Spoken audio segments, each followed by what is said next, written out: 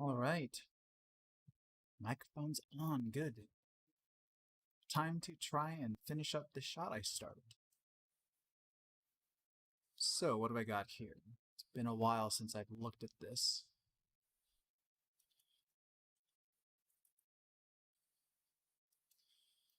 This is going to be a pretty slow stream.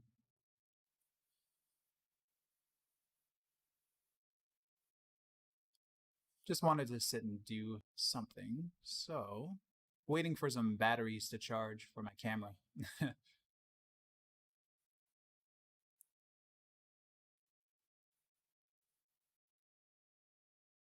So I need to extend some points for the beginning here. I do want to get this railing. I saw this railing showed up within all that mess at the end.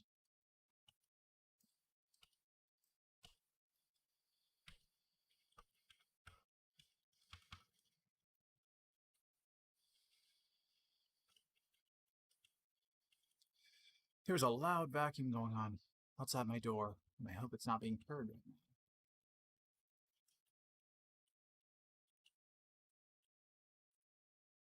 No, there's no audio levels. That's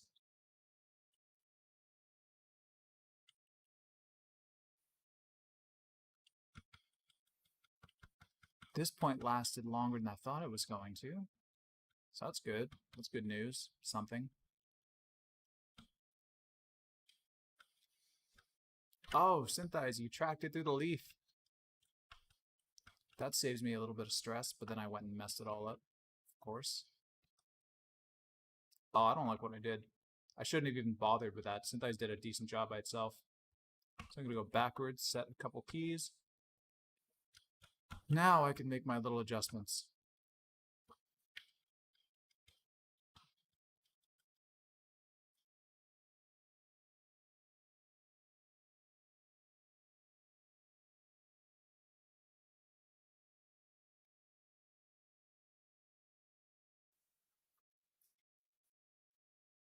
Okay, got a little bit of that going.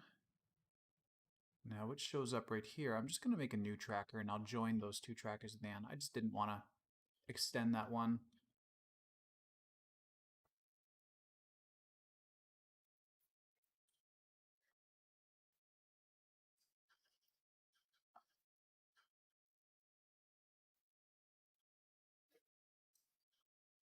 I don't know if this point's sitting where it should be, so this one's kind of a best guess.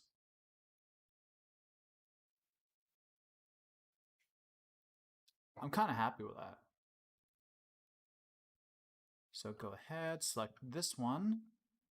That's the same point, right? Yeah, it's the only point. So I'll select these two and Shift 7, combine them. There we go. And what does that do to my solve now? I want to see if things move around. So things did jump around a little bit, so this point did have a significant impact on the position on some points. One of them up here got worse. Weird. I'm gonna get something. I want to get something up top. But it is such a mess up there.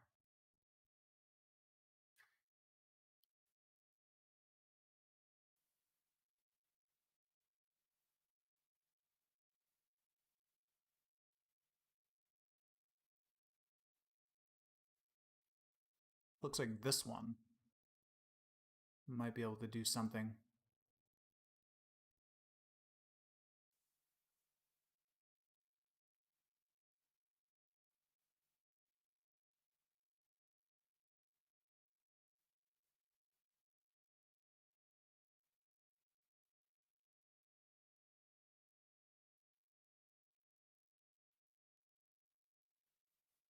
I appreciate that I can see this one a little bit through the trees. So I'm going to try and put this one in there for a couple frames, just kind of piecing up the solve as I go. Eh. Why? Oh, it's because of the water drop. Okay.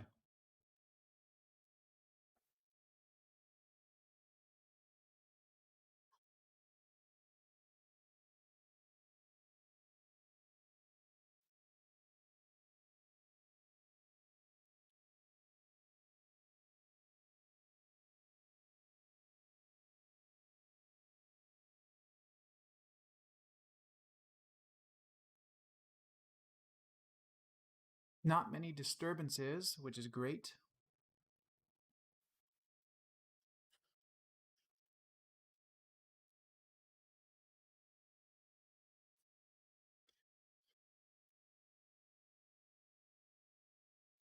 Okay, I'm just going to head on over to the frame where it kind of makes a reappearance. Oh, is that it? Was that it? Oh, I guess so. Cool.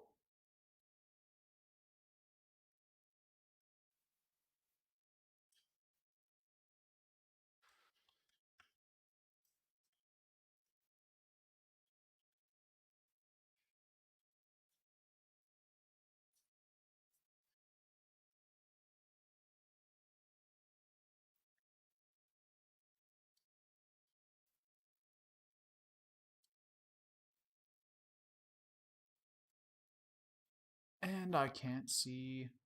Oh, I think it came back right there. Oh, cool. How far can this go?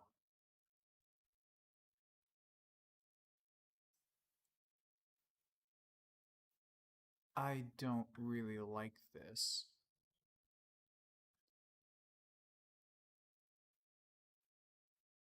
Yeah, I don't really like it beyond that. I don't even really trust these two frames that I did there.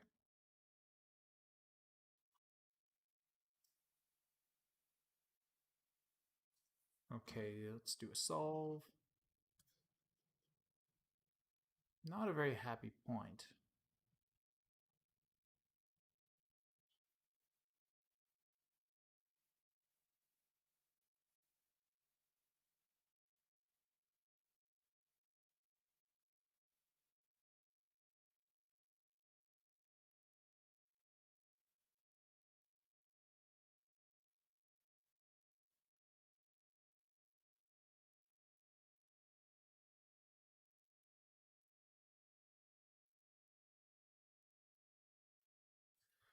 I'm going to turn transition frames down, I don't know, just by one, just to get a little bit of error off at this point.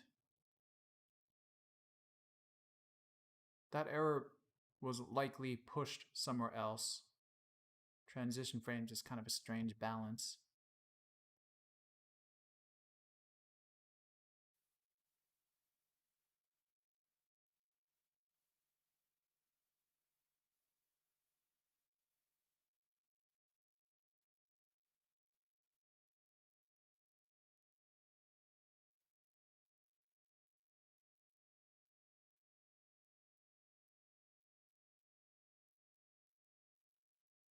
I'm going to track one of these rails, and I shouldn't do this, but I'm going to track one of these reflections. This is kind of a fake point. The reflection's moving on this thing.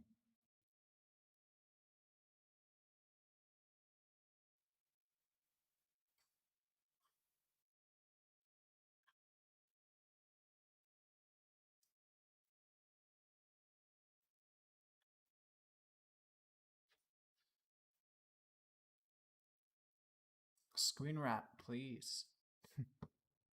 Jumping my tracker everywhere. Very wrong. Very wrong.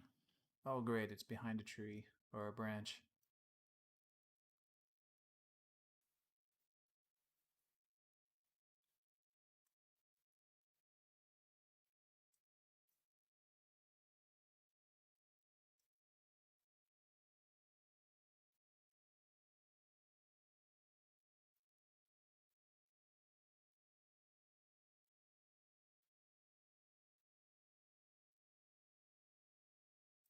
Okay, I'm gonna imagine where it is right here. Because again, anytime a tracker turns off, that's opportunity SYNTHEYES takes to smooth out your solve whenever something is going active or inactive because of transition frames. Oh, under the solver tab. Which means your tracker will have some slide if you don't have it last long enough.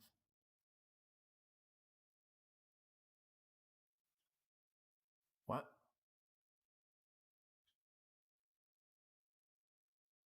Oh, this belongs over here? Cool.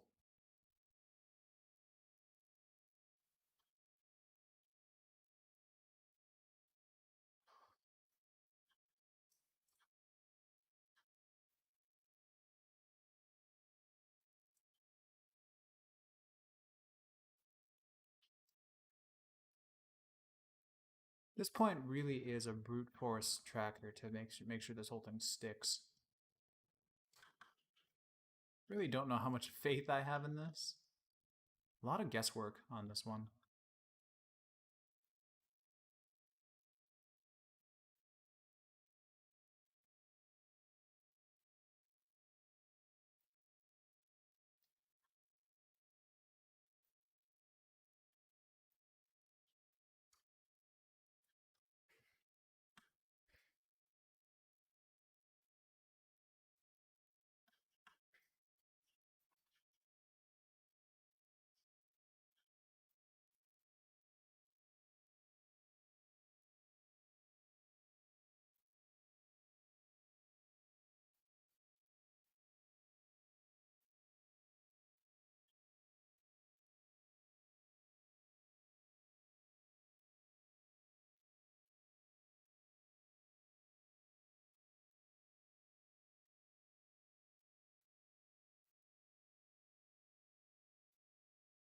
I don't even know what's going on now. So I hope that off of this tracker, we've kind of got a few harder weighted trackers that are hopefully going to take over the influence. That point, I really hope. Oh, I should make it last for this frame in between. Gonna go hit H to let it spline.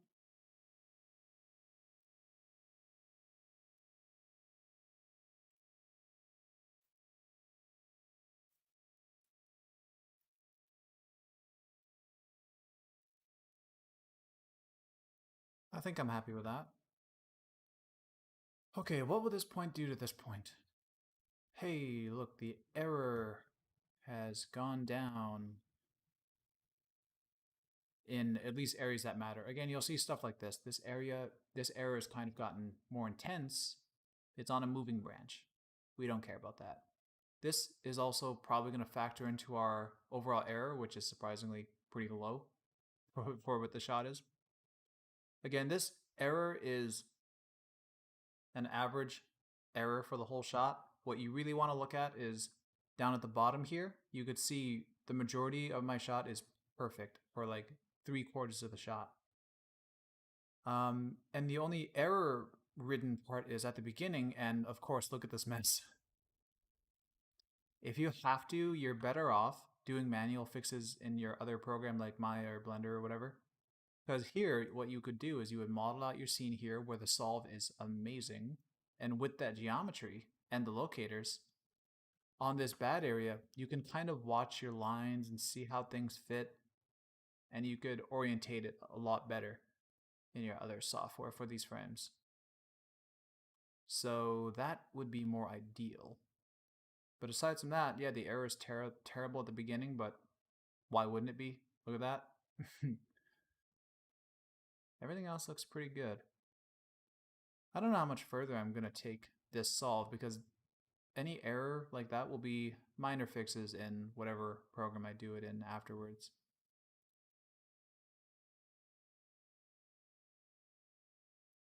I do want this point to snap back into place, so I'm going to grab that.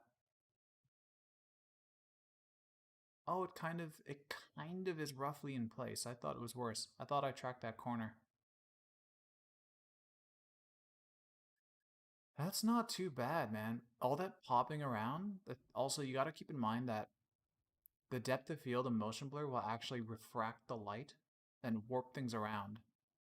So there's a chance that this is sticking, but funny lensing things are happening, tricking the eye. Doesn't mean that you want to pass off every little shift and error as that. So, don't overuse that excuse. Okay, well, I think I'm going to leave the beginning as it is. It's solving, it's moving. I'll hopefully refine, I'll clean that up a little bit more in the end. Here, I'm going to get a couple more points on my wall in certain areas and just start to finish up this shot in SYNTHEYES.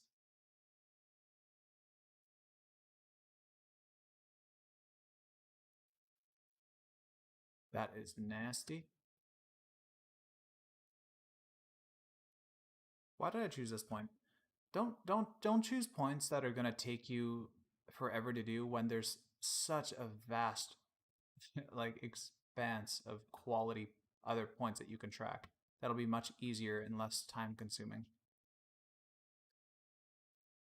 Don't think because you put like 20 minutes into one tracker that it's good and necessary.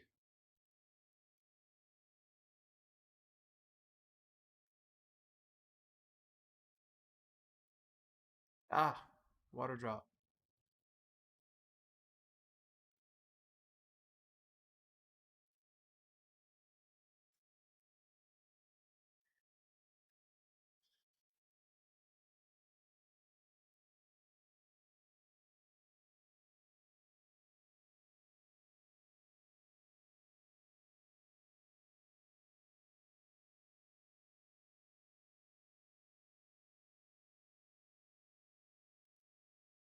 Okay, how far can I take this backwards?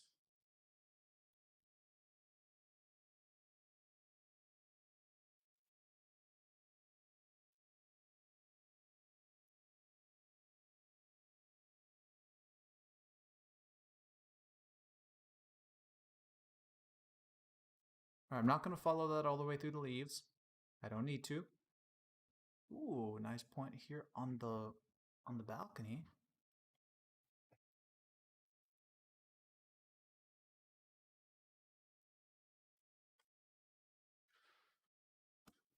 Ah,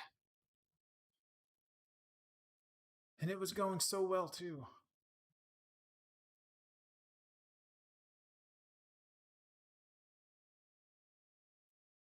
Lock, Matt G, I'm here. Hello, Matt. It has been some time.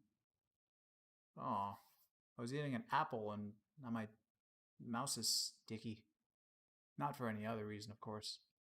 It's purely apple.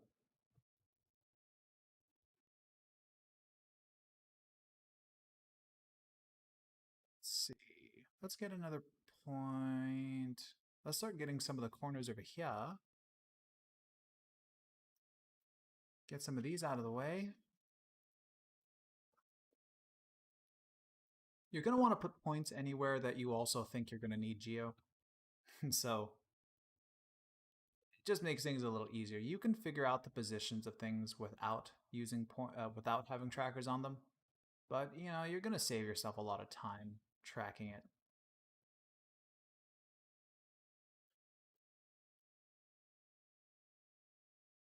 What makes the shot tricky? Just joined, so I don't have a clue what's going on. This is part 2 for this shot. So this shot, here's what makes it tricky. All this at the beginning. Also, like, it's just a very messy, dirty shot. There's some water drops hitting the lens, some illumination stuff changing. Yeah, so it's mainly this. Mainly the beginning. Because this gets really messy, and you can see I've actually gotten a lot of those trackers to last through that mess. It's a pretty dirty shot.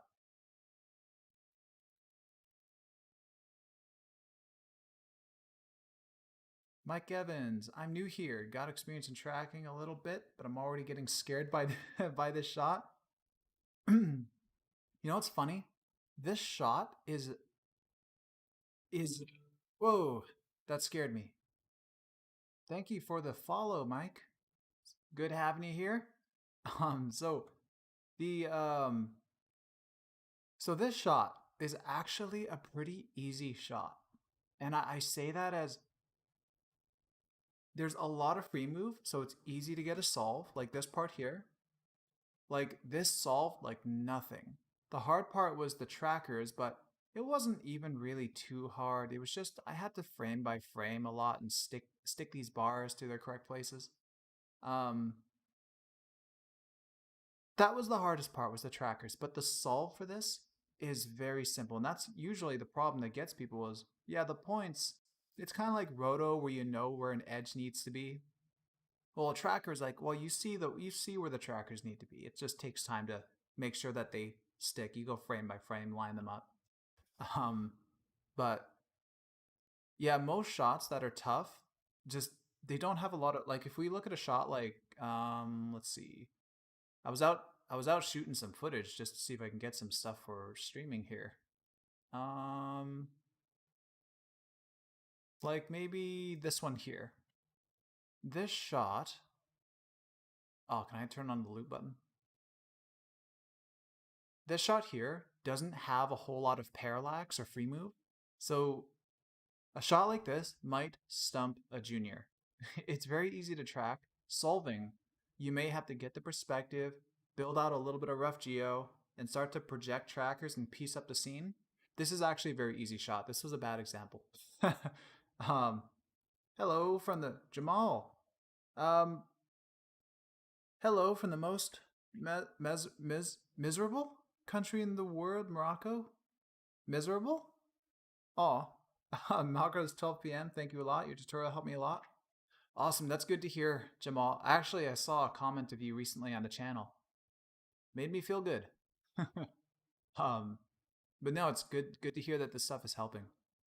But yeah, Mike. Yeah, shots like there's shots that have very little free move that stump people.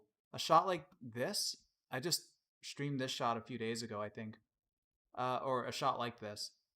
Tripod shots kind of screw people over a lot because they're typically not perfect tripod shots. They don't have a lot of free move or anything. Um, I mean, sorry, they technically have a free move because most tripod shots, the camera is ahead of the tripod itself, meaning the lens is free moving in space. So a lot of people try to solve tripod and it doesn't work technically. Um, but things with little parallax are shots where you actually have to build out your environment a little bit and then project your points. This shot, I've just been putting points. I hit Shift G, it's solved. It's so easy. This one, yeah, this one just worked. No problem. I've done nothing special to this. And if we look here, I've got a few points that are hopefully on the same edge. You could see there, oh, it's not really a good angle. What does this look like if I, hold on, I'm gonna color a couple of these trackers. Let's go red for these ones. Let's grab some on these corners. Whoops. Color a couple of these, I don't know, orange.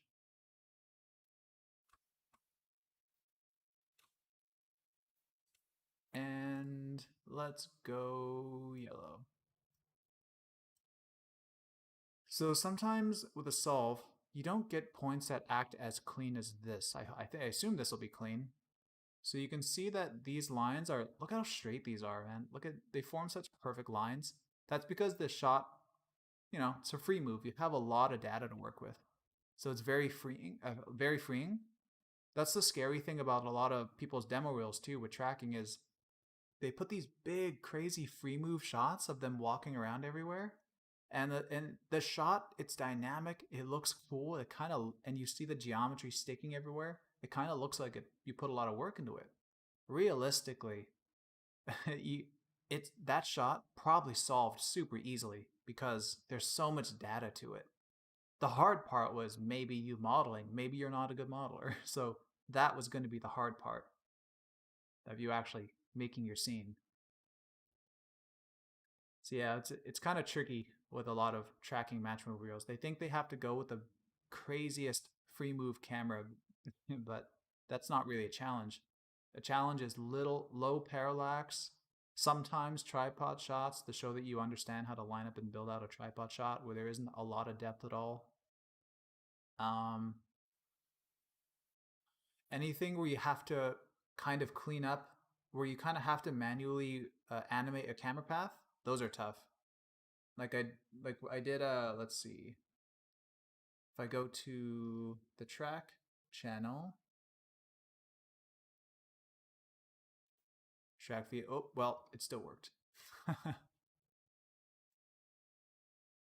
Where was that tough one? Ah, this one. This shot I would love to see on somebody's reel because it's kind of trackable at the beginning, but at the end it's like, whoa, the camera just doesn't the foreground just doesn't even exist. Where's the end? Yeah, this is the kind of shot I would love to see on someone's reel. That all makes total sense. I see what you mean about match reels and the crazy shots too. Seeing that all too often, yeah. Yeah. Always makes it kind of scary when you gotta like hire somebody and you look at that reel and it's like, well, you probably hit go on that once. Maybe took that person 5 hours to track, maybe. But you hit solve once, it just worked, and you brought it into Maya. Okay, so at this point with this, so now I'm okay with this shot now. Any little fixes that I think needs to happen at the beginning of this will likely be done once I've kind of built stuff out. And I don't know if I'm going to do this part on stream. I just wanted to do this in SYNTHEYES. I can't remember what I said in the first part of the stream, so feel free to call me out for being a liar, but I don't really feel like showing this in Maya now. I don't know, maybe. Um, but yeah, typically here, the beginning is a little sloppy. Some of these points, I'm going to have to. Let's see. Come on. I can't stabilize. What? What's happening? Oh, I'm under the 3D tab. Let's go to trackers. Select the tracker. There, Shift 5. If you're wondering why I hit Shift 5 instead of just hitting 5, it's because Shift 5 locks you on to the 3D point itself, not the tracker. And sometimes your tracker may not be perfect, but the 3D point has a chance of being better than your tracker because it's the average motion of all your trackers. So there's a good chance that your 3D point, you kind of want to see what the 3D point itself is doing on the footage because that's how your 3D is going to look. If it's any consolation, I'd be interested in seeing how you'd put it into Maya and set up there. I could do that. You know what? I'll do that real quick for this one before I close out this stream. I'm gonna solve this right now. I'm gonna orient this, make sure this is nice, straight lines, and yeah, I'll jump into Maya quickly and just do some quick setup on this. Okay, so let's go and do this now. There's multiple ways I can line this up. Typically, I go to the lens tab and I add lines to orient my scene. I want to try something real quick. This is just me experimenting. I do it sometimes. Sometimes it doesn't always work. So I'm gonna select. Man, I shouldn't have colored these points red because they look selected. I'm gonna change their color. Did I go blue yet? Nope. Okay, so I'm gonna select a point like this, this point. Ah, sorry. Okay, this point. Doesn't matter what order, if that confused you. So I'm gonna select this point, alt-click this point. You have now linked these two trackers together. And now if you head over to the coordinate stuff over here, if I click on unconstrained, you can tell we have a few options: identical place, X, Y, Z axes, and planes like floor, backside. I've only used, sorry, I've only used these axes ones. I'm going to tell these points they're both on the y-axis. And I'm going to do the same for a couple points over here. I clicked one, alt-clicked the other, and let's change it to y-axis. And I'm going to do it to a couple more over here. You can keep going with these y-axis. And now I'm going to select like maybe this and this point off over here. I'm going to tell them x-axis. And you can grab I'm going to grab another one up here maybe, and then this one, x-axis. And now that we've got that going, so we should see, when I hit solve now, we should see this building just flatten out and just orient itself really nice and clean. I only do this kind of constraints when we have a shot where there is a full free move. Because if those points don't solve in their correct position because there's no parallax, then there's no point in telling these points, hey, you're on a perfect Y line, because those points are in a different space. And it just doesn't work. So I'm going to hit Shift G. Please work. Oh my god. I think it worked. It looks so awesome. All right. That's exciting. Where's the camera? It's kind of on the side I wasn't expecting it to be on. Okay, so if I make a bit, let's just test this out with some geo. I'm gonna make a box, make it nice and tall, and I'll go translate, move it down on Y, just bring that down a little bit, something more reasonable. Dude, that looks awesome already. And let's up the subdivisions. Always make sure you have a decent amount of subdivisions on your geo and SYNTHEYES because if you have distortion, which I do, I have a little bit of distortion on this. Just a little bit. But if you're looking in the camera view, your geometry actually needs polys to show the displacement. All right. Ooh, this looks cool. Love it when a track comes together.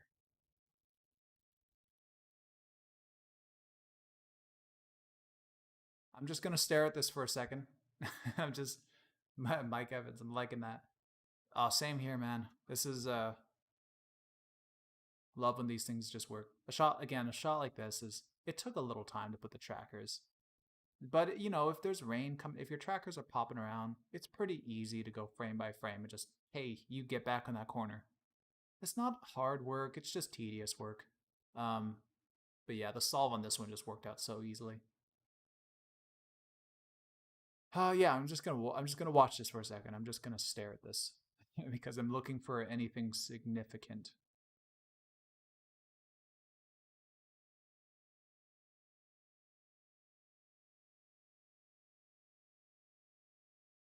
What's going on here? I love a combat. What I love is please do it again. I love a calm when you come in occasionally, and I think that's what you usually say when you come in. So what's going on here? That's my favorite thing. It sounds so suspicious. Love it. So what's going on? So what's going on here is I just continued the other stream here. I'm looking right now. I'm just kind of watching this and looking for any significant problems. But what I did is all I did. This wasn't solving oriented before. So to make it, you could see a couple trackers here have a gray line in between. I linked them. So I select like a couple points on a y-axis, alt click the other, and then you can tell them to solve on like x-axis or y or z-axis or something. Um, yeah, unfortunately you may have to jump back on the stream a little bit or watch it back to see what I did. It's really simple, like so simple. Basically, it's this. Let's say this point on this balcony and this balcony, these balconies I know are parallel to each other. So I select one and then I select the other point that's directly above it on the y-axis. Alt click, and then you can tell it to be on the y-axis. So I'm gonna undo that. And then a couple points going across, I told them to go on the x-axis. So when I hit solve, the camera already lined itself up for me using those lines that I did. So that's about it.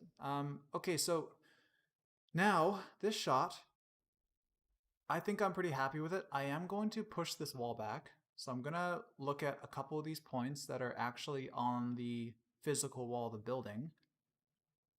A couple of these are on different depth planes, I think. Actually, no, they're not. Okay, cool. So let's look at them here. So here's where our actual building is. I'm gonna color these. Let's go white. And the building, actually, you know what? Before I go crazy about moving this, I should scale this building.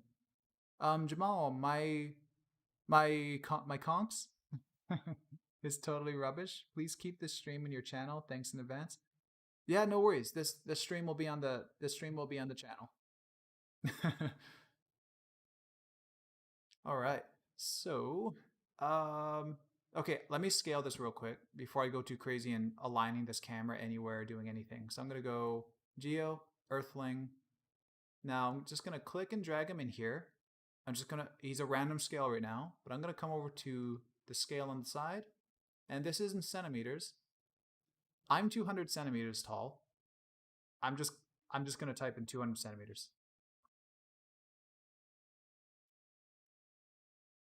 Okay, and this building, I don't need that really. I'm gonna delete it. It's just gonna be annoying for me to refit it later. So I'm going to go whole scene, and now that we're on whole, we can scale and manipulate the whole scene. Hit W, E, and R to cycle through your translate, rotate, scale, just like Maya or Houdini. So now, if I move it or scale it, you could see our Earthling uh, follows when it shouldn't. So I'm going to right click, 3D, whole effects meshes. Sometimes it's nice for you to move your whole scene with all the geo and stuff, but this case, we just want to move the camera. We just want to move your tracked camera and your locator. So whole effects meshes off. Translate. All right, so I'm going to scale this camera up. And I'm going to kind of, actually first, I'm just going to put the camera at the height of this, because that's kind of how I held the camera. Camera was kind of around here. And now, honestly, that camera position didn't really make a whole lot of sense for me to do yet, because I should be putting a dude up in the balcony and seeing what it looks like. Okay, what's the best balcony to put this on, or best place to... man, it's... Okay, we're just gonna... You can't really see a perfect door or anything. My apartment building is like all half lofts and stuff. So I am just going to go script, duplicate, and I'm going to put this dude on a random balcony.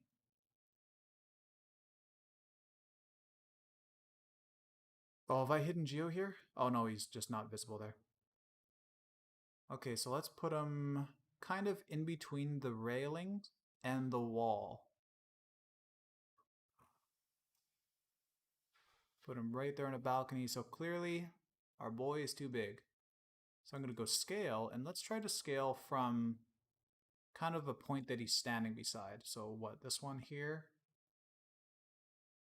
Also, looks like he should be standing right about there.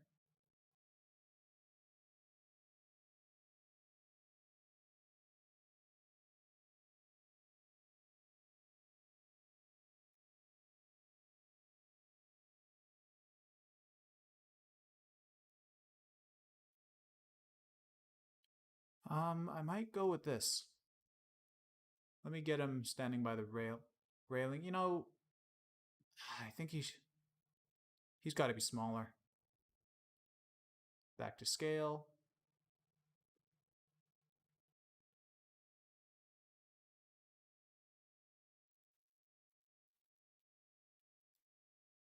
So this white point over here is where the glass top is. This floor, one floor above me, oh, that's a loft too. Oh man, I was kind of hoping it was one of the single floor. Some levels of this building are single floors, which was going to be a little easier for me to adjust the height. I guess not. So I'm pretty happy with the scale, honestly. This is pretty close. Again, if you happen to have taken measurements of a set yourself, all you want to do is, let's say you measured a balcony. Go to your trackers. If you measured a balcony, select the tracker, alt-click the other one. They are now linked. And you can type in a distance, a measurement in centimeters right here. So I'm gonna, but that's all you want to do if you measured it. So I'm gonna undo that link that I think I just did. All right, so I'm happy with the scale. So now I'm gonna go whole, and I'm gonna move my camera up to my height because that is me filming, 200 centimeter boy. And I could center the building in the scene because it's kind of the focus. Whatever the focus in your scene is, you know, just put that center. You don't need to be perfect. You notice that my building isn't even flush with the center line or anything. You don't need to be that crazy about it at all.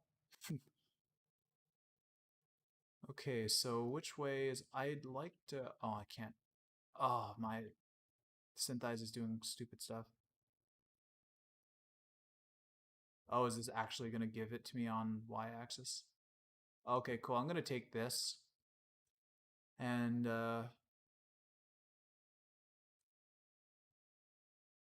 I'm going to flip this in Maya. I'm going to orient this in my... Okay, so I'm happy with the camera height. And I'm happy with the things. So I guess I'm going to jump into Maya with this here in a second. So let's just look this over one more time. Before I go overboard, make sure I didn't screw anything up. Quick plane.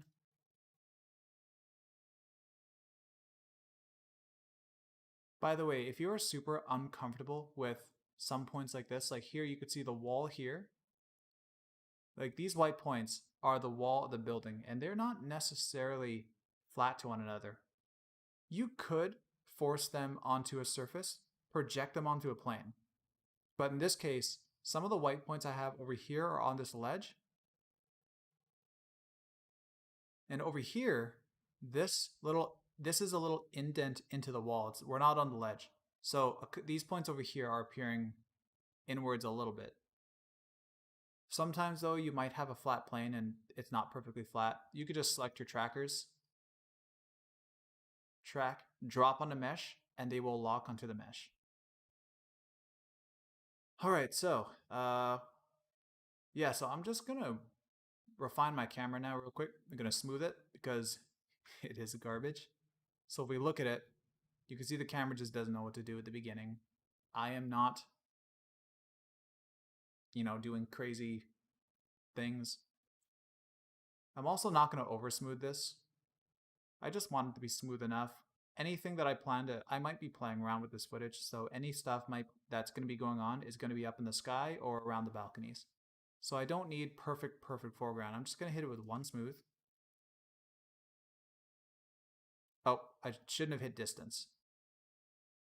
X, Y, Z for translations for your camera path, and apply. There we go. We've toned it down a lot. Smooth curves. And now reset your filter. Always reset your filter, because if you don't, every time you hit solve, it's going to keep applying these smooths. The reason why that's bad is because we've smoothed the path, but now technically your rotations are wrong. So now what we want to do is we want to go to solver, refine mode, turn on constrain, and come to axes lock. We're going to lock the path because we're happy with it. But this lock doesn't know that we're locking to this smooth path yet, because this smooth path, you have to load it into your seed path value right here. This value here is what your lock is locking to. So if I hit get, now you could see every frame there's animation because this smooth path is loaded in. And this lock is now going to say, hey, stick to this. Also, make sure you turn this lock on the first frame because it will animate this. Scrub your frame and make sure that it is blue through the whole thing. Okay, now that that's on, so this is going to be slightly confusing here. Normally, you can just hit go right now and you'll resolve your rotation. Because I did these constraints, there's a chance that this might mess up on me. We'll find out in a second, because it might try to force these points into the spot. It's a weird thing to explain why. But let me hit go and see if it affects me. So I hit OK. So I'm just undoing, redoing. You could see that my scene kind of moved a little bit. I don't want that. That's not the problem I thought we were going to have, but I don't want it. So I undid the solve. I'm going to tell these points that they need to lock into their position, because right now, the camera is like, okay, we stuck to the smooth path, but the rotation, since we're resolving for the rotations, your camera technically had a little bit of freedom to move the whole scene. So that's what it did. That's why we are stuck with this. Had a little bit of freedom and it twisted a little bit. So I'm going to hit Control A, select all the trackers. And I'm going to right click target point. So when I right click target point, that got rid of all those constraints that I put on those trackers for like y-axis, x-axis and stuff. We don't need them now. Let me select those all trackers again. I also want to come here and right click. Unconstrained. There we go. So now that those constraints are gone, I'm just gonna select like just a few points. I don't need a lot of points. And honestly, if you wanted to, you can lock all of these points. I just like to select a few evenly spaced around. So now that we have those, I'm gonna turn on lock. If I turn on lock though, so they're not so they don't really have they're all locked at the very dead center of the scene, down at the in the very center of the world. It's kind of annoying because they don't have a position to lock to. So if I'm gonna undo that, and there's a couple little tricks to get the position for these trackers. I do this. There's a feature, this plus and minus. If you click and drag this, it pushes the trackers forward and back from the camera. You can see them pushing away from the camera now. I'm gonna undo that. So if I hit plus and minus just to push it away a little bit and then to push it back, those trackers, if I click them, now they have position data right there. So I'm gonna go back, select all those points, again, just the points that I locked, and I'm gonna turn on lock. So lock is on those points, and you can click them and see they have position data. That's a weird thing. Very weird. I wish there was a button that just said, hey, points, get your position and then lock. I wish that was the case. That would be a good feature request, actually. Oh, if only I wasn't a year over my license. So now we can solve this. So I hit go, and you can see our geo has barely moved. It moves slightly, but it was going to. It's always going to. And we're happy. We're good. All right, so we have a smooth path. Let's just take a look at a matrix. I don't care how this matrix looks. I'm just going to look at it anyway. It's good practice. And I'm just going to take this into Maya.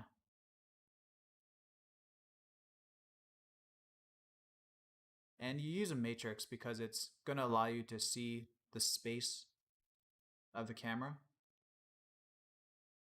That's hard to see. Everything's so bright. Okay, let's take this plane and opacity. Oh, opacity doesn't work in this view, so F3. Oh, and our view here is crazy. So we have a clipping plane issue in our 3D view. I came into the 3D view because the mesh opacity actually works here. So I'm going to go Edit, Scene Settings, and far clip, tack on a couple zeros there. Oh, looks like a couple more. And near clip to something like 10. Just make it something reasonable. And now our projection screen needs to get pushed back. So script, perspective, projection screen, adjust. And now I'm going to go screen distance. What was it like? I think I made that distance 4,000 or something. Oh, I think I put another 0 too. I'm going to try 10,000. Apply. Hey, there we go. Okay. Now with this geo selected, we can turn the opacity down. Why is it so bright? You know what? I'm going to delete it. I just want to see the matrix. Yeah, it's very poppy and strange. It's not the hardest fix to clean that up. I just don't want to do that for this video. You could see the camera's kind of pushing in and out a little bit. Some of those matrix points are coming towards us and away kind of quickly. It's kind of not very clean. If you wanted to fix that, what you could do, and I don't think I'm going to do it, I'm just going to quickly explain it real quick.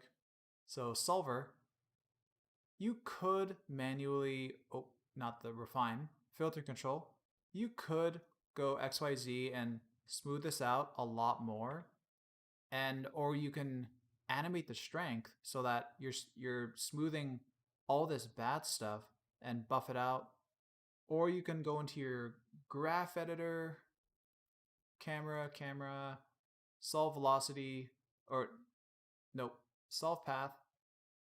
Look at the Y, the actual up and down, and you can kind of blast out these hills. Um, but something you could do if your camera is pushing in and out, you can use distance. I believe this will work. Yeah, so it's from the camera's perspective, it's put it's smoothing the camera's kind of forward back motion, not so much its side to side. So that is one sec. I just got a message.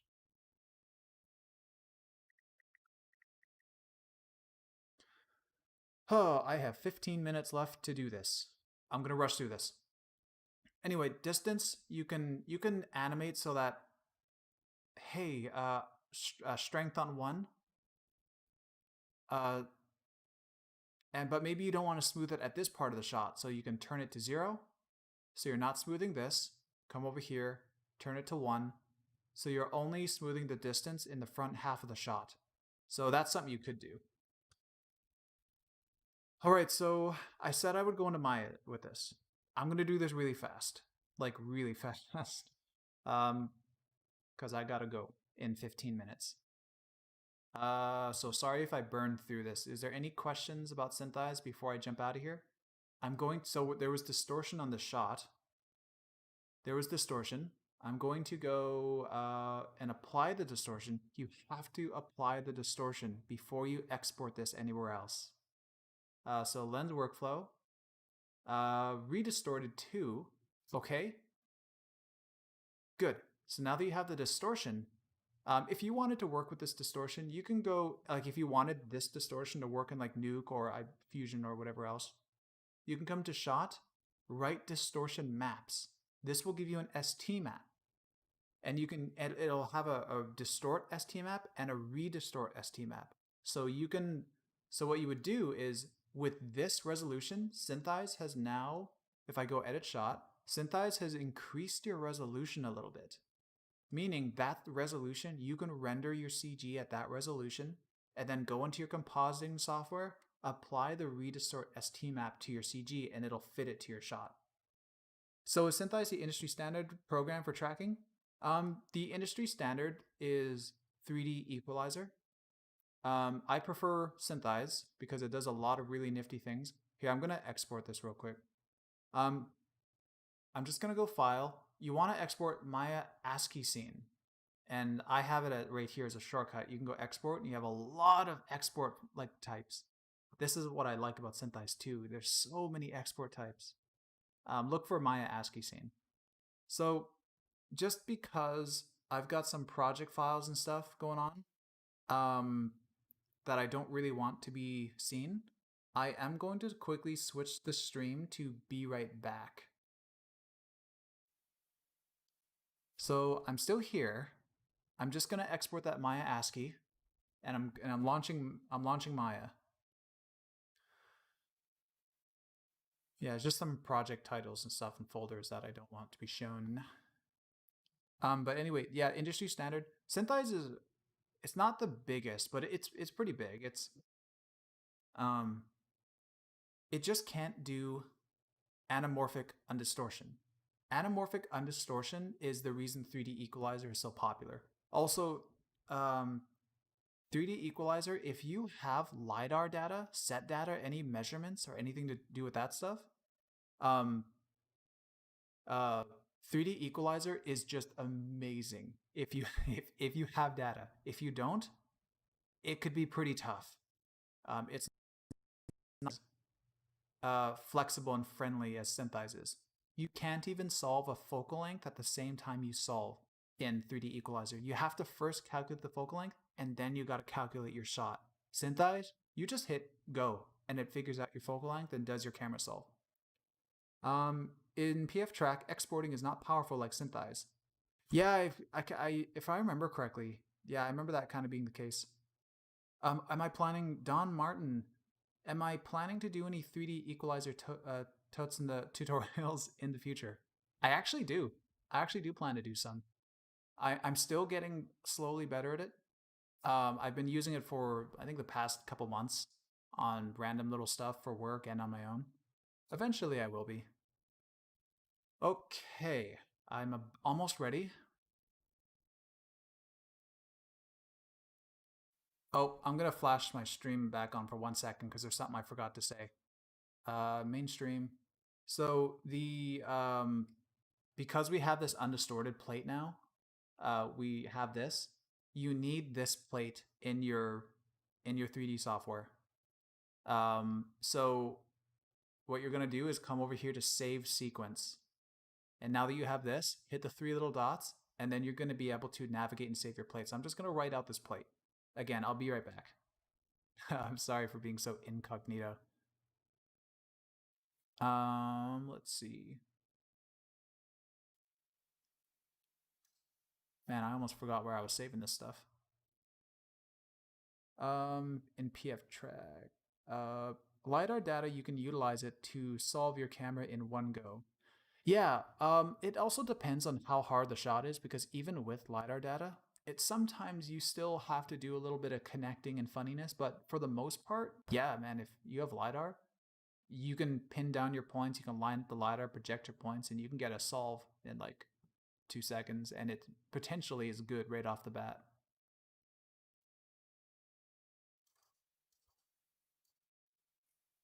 Okay, almost there.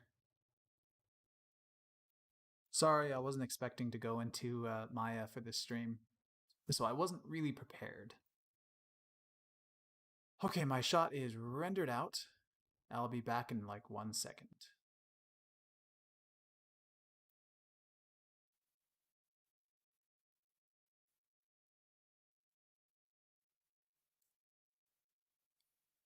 Okay, coming back. Mainstream. Okay, so here we are in Maya. Um, so what I'm gonna do is I'm immediately going to. Oh no. Okay, there we go. Oops. SYNTHEYES is by far the fastest solver on the market. Honestly, I think so. Um, it is faster to jump straight into a solve in SYNTHEYES than it is in most. PF Track is. I like PF Track. I used to use it. You have to set up your node tree first. 3D equalizer, you have to first calculate a lens, and if you don't have good points, you can't get a good lens, and it's a weird round and about thing in 3D equalizer. That's why 3D equalizer, you really want to have set data or something. Um, it is amazing when you do, though, like incredible. But SynthEyes, you can operate with very little data, and because it's tab organization, like everything's already there and set up, and it'll calculate your focal length and everything immediately for you. Okay, so let's go. I gotta do this fast. So in Maya, we're gonna go open scene. And what is cool, sorry, 1 second.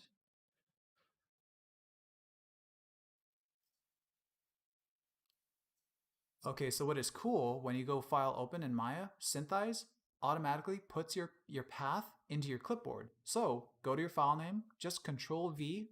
Oh, I didn't. Oh my God, I didn't actually export the Maya scene. Sorry, I'm so stupid. Okay, I promise. One more time. I'm gonna blanket out the screen. I am so stupid. Oh man, this is why you don't rush things. I explained the Maya scene thing, but I didn't export the shot. Okay. The most unprofessional lead ever.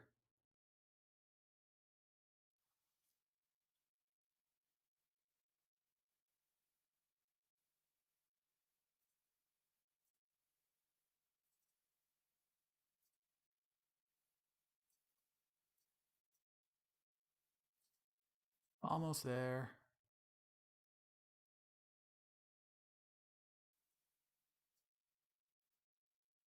Okay. Uh, we are coming back again. Okay. Ignore all that ever happened. So now I'm just going to Control V, paste. Here is our path that SynthEyes has given to us on export. anything you export out of SYNTHEYES, I'm pretty sure is going to give you your path in your clipboard. So you can just paste it, open, don't save. And here we are. You can't see anything. Where is everything? Our scene scale is just really big. Oh boy, where is everything? Outliner, SYNTHEYES. Um, your tutorials together with Matthew Merkovich's tutorials are the best. Thanks a lot for your great work. Dude, I'm so excited to see some more Matthew tutorials.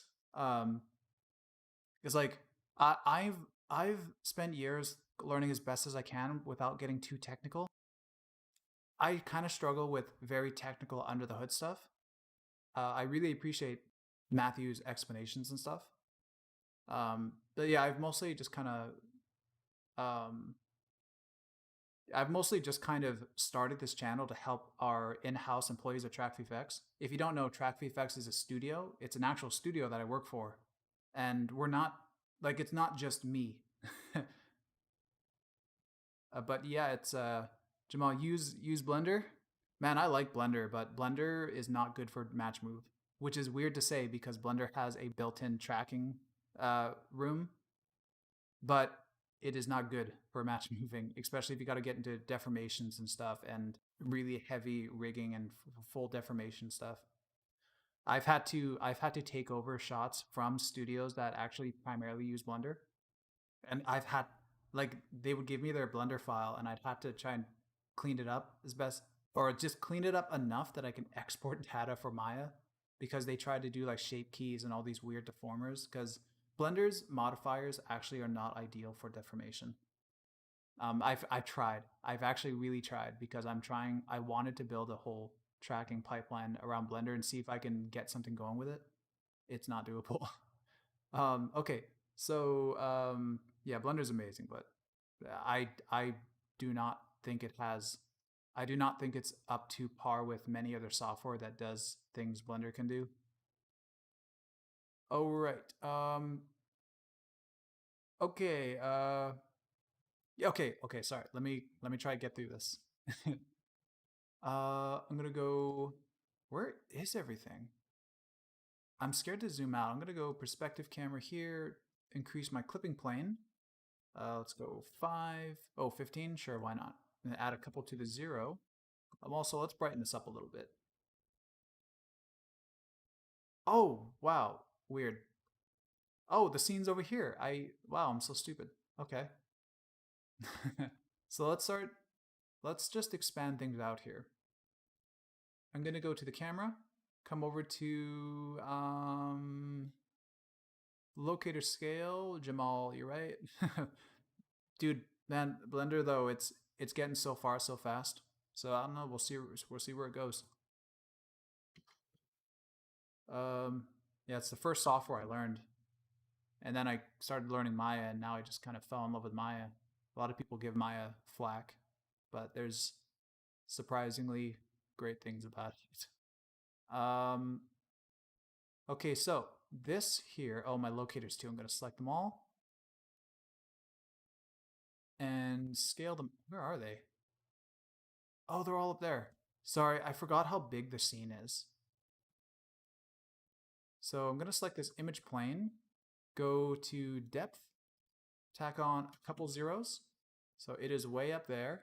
And also, I'm going to Control A, come over to the image plane in the attribute editor, looking through camera. We don't need to see that in here, like at all. A lot of people I find like to keep it on in their perspective view. It's so useless, at least for tracking. At least for tracking. So now, I also got to, I'm going to change, I exported a JPEG sequence of this and it's distorted. I'm just going to change this to JPG. Did I make a JPEG? Okay, so this camera, perspective, I'm going to go split my view into perspective right here and panels, camera 1. You could also middle mouse drag your camera to your viewport and it'll just work. And the camera can't see anything right now because the camera itself has its own, go to camera shape, has its own near and far clip. So I'm going to change 5 and add a couple zeros to far clip. There we go. So if I click this, good. And again, notice I have distortion on my plate because I rendered out the image sequence with the same name, except it was JPEG, so I just changed it to JPEG, and now we have the JPEG loaded in. Okay, so now, what are we gonna do? Oh my god, I might have to stand up and move just for a second. So the camera, I want to bake it out. Now, I have a button for this because track VFX. If you want to do this manually, I'll show people. I don't want to do this manually. Manually is so annoying. If you want to do this manually, select your camera, duplicate it, Shift P, get that new duplicate out of the group, and now select your original camera, and then your new camera, spacebar, constrain, parent.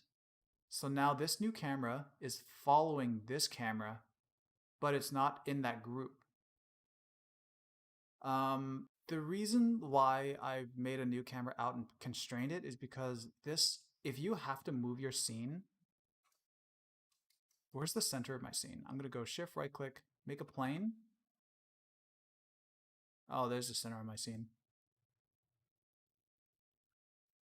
Actually, you know what? We're good. I'm going to delete this. If you have to move your scene, you have to bake your camera outside in the world space. So you make a new camera, constrain it to the old one, and then just edit keys, bake simulation so that that camera has the animation again. I'm sorry, that's complicated. I might do that another day, but I have to hurry. So let's do this as fast as I can right now. I'm going to take this camera, bake it out. Now it's in the world space. This stuff, I don't need any of this. This SYNTHEYES group, these are all kind of representations of the geometry that I had in SYNTHEYES. I don't need that. There's some purpose for that stuff, but not for this. So I'm going to call this here locators. Call our camera shotcam underscore with van 0001. That's my 001. And at track VFX, we tend to put the amount of frames in your shot. 263 frames. 263 frames, because apparently that number sometimes is helpful to animators or people who just want to quickly know how lengthy a shot is. I don't know how true that is, honestly. So now that we have that, I'm going to make I'm just going to make a group. We're going to call this set proxies. I'm going to move it up in the middle. So you can do this manually. I'm going to hit a script button for it, but you can select your camera, come over to your channel box area and hit the fourth button here. It'll make a layer with your camera or whatever it is under this. Call it shot camera, click the little thing here, make it red or whatever you want. This is just for organization. So I'm going to undo that. I'm going to select my camera, then set proxies, then locator and layers. So now you can see my locators are colored. If I don't think the green is visible in my footage, I can change it here to whatever I want. And yeah, so now I can start building out my scene here. So let me do some really fast build stuff now. So I'm going to go shift, right click, plane. Now hold V, snap it up here, scale it up, hold J, rotate. And now you can see our plane here is really big, but it's also gray. We can't see past it now. Oh no, if I hit 4 on my keyboard, we can come into wireframe. Except there's a problem with this wireframe. If I make a cube, or just whatever geo I want, and if I snap it here, so you can see wireframe, we see geo behind geo. We don't really want that. This is messy. I want basically to not see this cube if it's behind this wall. So I'm actually going to turn on aliasing right here. So what do? I select this geo. I hit 5 on my keyboard. So we're here now. If I select our geo, right click, come down to assign favorite material, use background. Use background. So here you could see if I drag this box ahead, what it's doing. I don't know if it's easy to see on the stream, but it's being occluded. I'll put a quick Lambert on here so you could see it better. Oh, my Lambert's not working. Oh, I messed up the shader group, didn't I? Okay, whatever. Anyway, I'm going to come up now and turn on this little blue button here, wireframe on shaded. So now we see the geometry. And I'm going to snap this like so. Mike Evans, I can see that. Some nice tips gained here for me to note down. Nice. Yeah, these are a lot of people have problems at first just figuring out how to display it when they're working in here. So it's good that that's helpful. So I'm going to name this building, and I could toss it under set proxies. And when I put it under set proxies, our geometry is that blue color because it's under a group. So I'm going to change set proxies to something a little brighter. I'm going to go yellow. Yeah, it's just a whole lot easier to see for me. Yeah, I see even with 240p. Oh my God, Jamal, 240p. Man, I can't believe you can see it like that. All right, so again, the benefit of use background. I'm gonna go shift right click, create. Let's go with a cube and start to make a couple balconies. See that? Oh, this one came with the Lambert. So see, you can see the geo is being occluded there. And I can right click, existing, use background. There we go. So I'm gonna hold D and then V, middle mouse, snap to our corner of the box. And let's snap it to the balcony. Bring it over here. So now we have a box for the balcony. Scale this over. And if I rotate this, I can watch it cut off that locator there, right? So there I could see if my box geo is actually connecting on that part of the geo for that balcony as well. And I'll scale it down up here. There we go. And if I want to see that better, I can come, I didn't delete the history in this cube, so I can go polycube, divisions, up. That's something I wish Blender did. I wish Blender could keep can keep like, as soon as you make an object, and if you click off it, you lose the option to add its divisions, so you have to manually model it in. Or, yeah, man, that's one thing that's the one thing I don't like about Blender's modeling. Otherwise, Blender modeling is amazing. It's kind of weird actually. I'm actually more. Okay, I've actually changed my tune a little bit on Blender modeling. I actually am faster now with modeling in Maya because I figured out Maya has proper swipe gestures, which I think are set up better than Blender's. I see a dude really with phone. Dude, that's incredible. All right, so this box here, I'm just going to duplicate, hold V, and I'm going to snap it up to this locator here. Actually, I'm just going to snap it like so. There we go. I'm going to duplicate it again. Kind of went up into place already. Duplicate again, and it already went up into place. Duplicate again. There we go. Now let's take this one and bring this one down. So I'm going to select all of these here.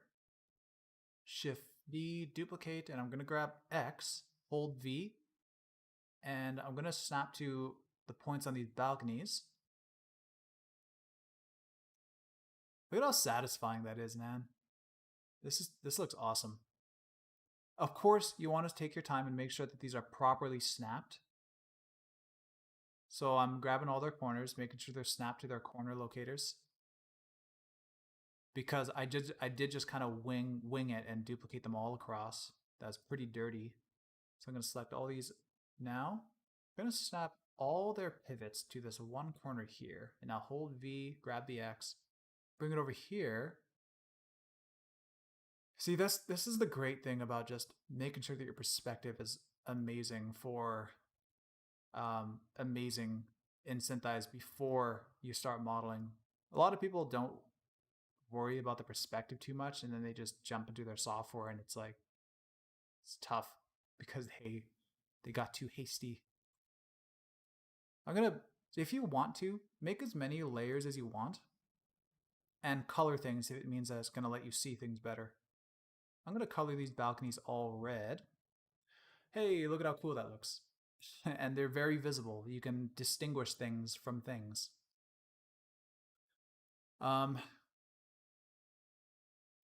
Again, this nice thing about use background shaders, again, it's like you still see through the geo for the image plane, but it's cutting off all that occluding geometry. So yeah. Um, if you were to, so this here, if you were to take, actually, if you have stuff in your scene where you don't plan to model, or you have points maybe on a branch or on a line, something that you wouldn't model, you can, it's probably ideal for you to make yourself a cone. I'm gonna rotate this cone here and go to the history, turn this down, and snap your pivot to your cone. And now, so now it's nice for you to put some cones around on some pieces that you don't think that you'll be building geo for. Like maybe this cone down here. I didn't put a balcony down here. I'll put a cone. It's nice to have some trackers on some areas where it helps to further prove that your track is working around. Um, yeah, Jamal, is there any difference between lens and focal length? Um, I don't know why we call I don't know why people call the focal length a lens. Lens, for me, I would say I would use lens if we were working on a show or a movie where we know that they use the same lens. I would say, okay, this sequence is using the same lens as the other sequence or whatever, because lenses, if you bought a lens, let's say you bought a Canon lens, 50 mil prime, and then you bought the exact same lens. If you use those two lenses, if you swap those two lenses out for for whatever reason, like you might think, oh, I can use the same distortion and same stuff. You can't. Those lenses, really, no lens has the same distortion. They all have imperfections in the glass, very, very slight, but it's there. The image is slightly warped, it's slightly funny. So I like to say that, hey, the same lens, the same this. Sometimes people may say, oh, it's the same lens, so the focal length, you can use the same focal length as well. You can't you can use the same focal. You'll get a very close similar result, honestly. But the distortion is off ever so slightly. So for me, I like to distinguish between lenses that we're using for shots, but I mostly only say focal length for me personally. I don't like, I will only ever tell people, hey, these shots use the same focal length. I don't like to say they use the same lens. But we do that at Track VFX. We actually do say lens. I don't know why. I never thought about it. Every lens is slightly different. Yes. Yeah, Mike is correct. They are all off slightly. Okay, let me just finish this off. You could play blast this. You could play so okay. If let's say, hey, you've got your shot done, you want to use it to get a job now. How do you present it? You could so this will vary, of course, depending on who's watching it and who cares. For me, I don't care what colors you have. I just want it to be where your colors don't overpower the footage you are showing off. So let's say this red. I think this red shows up pretty well. I like this red. But maybe if you have an object on some blue stuff like here, I might go with I wouldn't go with a blue that really, like this blue here, this is too faint. I can't, it's hard for me to watch the geo against the background. Thanks. So the checkerboard, the good way to go. Checkerboard, actually don't do checkerboard. Um, checkerboard's very funny. Actually, let me talk to you about that in a second. Matt G, are you not late for something? I am, but my friend hasn't bothered me yet. Actually, I'm just gonna say, hey, 10 more minutes.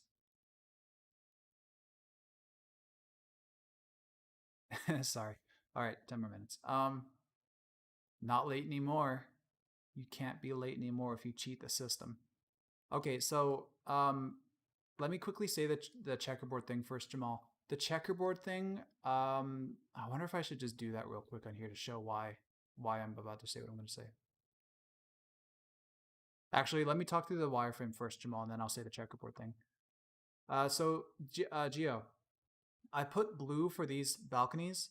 It's a little like it's pretty visible. Like it looks pretty nice here, but sometimes you have stuff back here. It's a little faint. It's hard for me to see exactly, especially when you're gonna deal with compression on YouTube or Vimeo is pretty good, but if you put this somewhere and it gets compressed and it's hard to see, you want things to be easy for whoever's reviewing your reel to see. So layer, I'm like, if I wanted blue, I might try for more saturated blue. Um, this might be, yeah, I don't know. It's not too bad. I'm gonna change my whole set proxy to the blue. At Track Effects, we typically do this blue for everything. Blue is not the brightest color. It is also not the darkest color that you can have. So it kind of is an overall easy thing to pick out. Like against the white of the sky, you can see it. Against the darks, you see it. Um, this tone of blue is typically not very common in the world. Red is another good one. Oh, you could go with red, but sometimes like this shot is a very overwhelmingly blue shot, and up here the wireframe starts to become a little noisy. This isn't too bad. This won't nobody will look at your reel like this and say, oh, this is garbage, I can't see anything. But sometimes I'm a little bit more selective on color. I personally like this blue. If you want to separate out what is a wall like this, make a different color, you're welcome to. If you have cones, if you have cones, get rid of your locators. Oops. Because a cone, it's a cone kind of tells me which way is down in your scene. Personally, that I think so. And I also see the pinpoint spot on the shot where it's supposed to be sticking.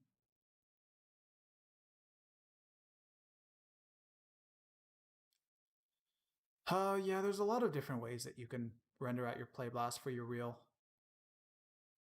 Oh, I moved this. Why'd I move this?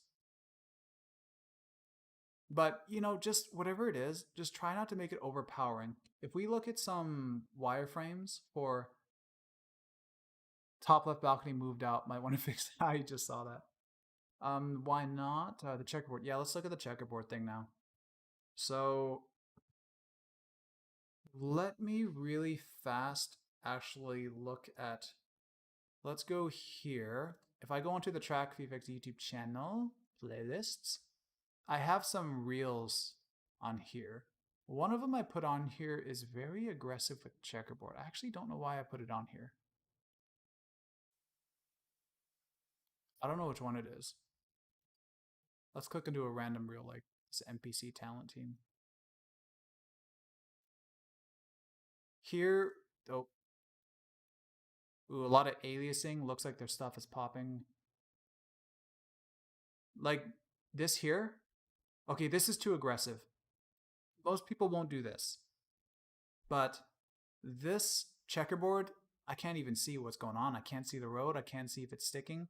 This stuff here, it's covering up half the footage. Like I'd kind of like to, and also it's strobing. That was too much divisions, but wireframes don't typically cut off your footage. Also, checkerboards, to display a checkerboard is to also turn down the opacity on your footage. This here, it's hard to see past it.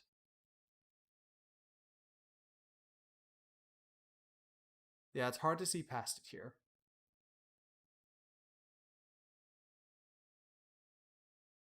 This here, again, this is another case where there's so much going on. Amongst the visual noise of the footage itself, to add a checkerboard on top, it just adds so much visual clutter. When I can watch a wireframe, like if I see the faint wireframe here, if this checkerboard wasn't here, I can watch all the intersections. I can watch the little model. Like, it looks like this guy modeled it here. He modeled little details in the wall, but I can't see it. It's hard for me to see. Don't ever do a track where you just put cones. You got to put geo in. You got to prove the perspective of this cabinet is correct. Like that just I didn't look usable to me. for anything.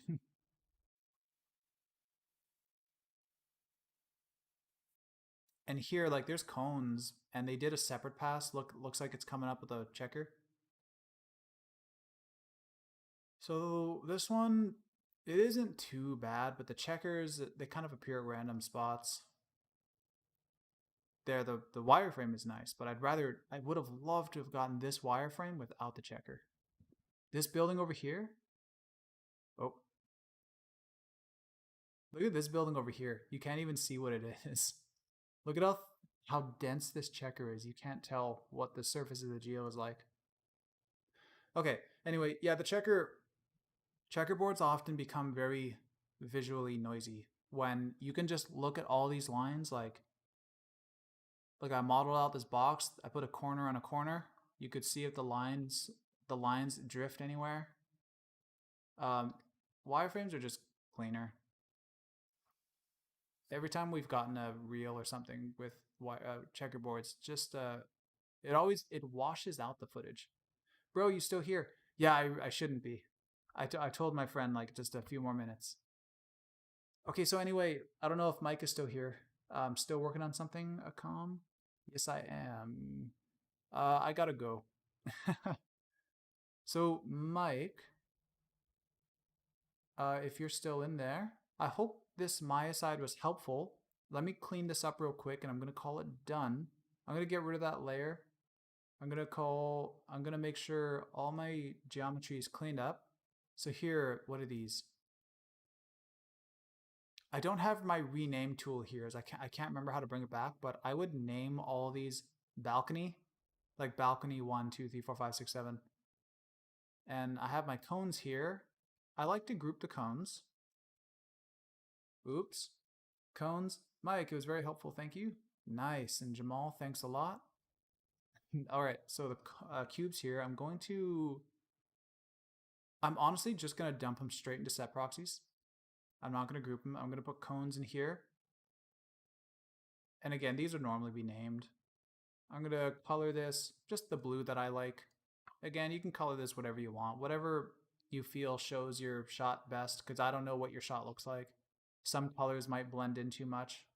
Some might be too bright. Just kind of find something that's a balance. So this is it for me. This is what I would do. So you would play blast it. So at the bottom, right click your time slider. At track, we use QuickTime and I use H.264.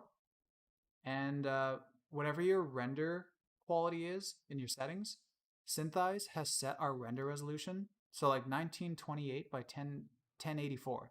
That's kind of a weird resolution, right? Well, that's because the expanded plate, because your distortion has been applied, SYNTHEYES gave you the extra resolution so you don't have to do overscan. How do you export to Nuke? So if you want to take this to Nuke, okay, oh, sorry, just so I finish what I was saying. Yeah, your resolution, I always try to keep a good scale. If your plate is like 4K, do it by half. Don't have like a 4K play blast, it's useless. So I would go 0.5 here if you have a 4K plate. Movie file, you know, this is where you're going to save your play blast. This is going to come out as a movie file. Anyway, that's about it. Play blast I'm not going to really delve into. How do you export this to Nuke? Okay, so Nuke. I don't typically export to Nuke a lot. I do it occasionally. I work in Nuke. But I would just select your geo. I would take all this, file, export, FBX. So the FBX will mean that your geo can all be separated in Nuke. So in Nuke you would do regeo. And then your camera you would go file, export, FBX. Your locators, I actually don't really know. I don't really take trackers from Maya into Nuke. But SYNTHEYES, let's say this camera, how it is in SYNTHEYES right now, I didn't move this camera in Maya. So this camera position matches up with Maya. You could go file, export, find yourself Nuke. Here's your nuke files. I just go nuke 5.1 original. I don't know why. That's just the one. There's a few nuke versions here. I just go with the bottom one there. And then you'll get your camera, you'll get your locators, and whatever geo that you built in SYNTHEYES, you'll get all that in nuke. All right, so anyway, that's all I got. So hopefully this was cool or informative. All right, yeah, that's it. So if anybody has any last really fast question.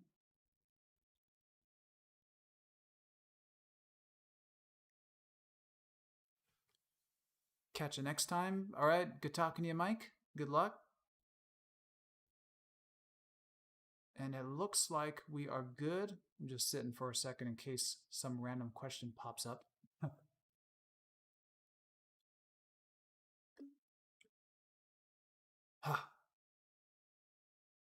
Thank you, Jamal. 6 thumbs.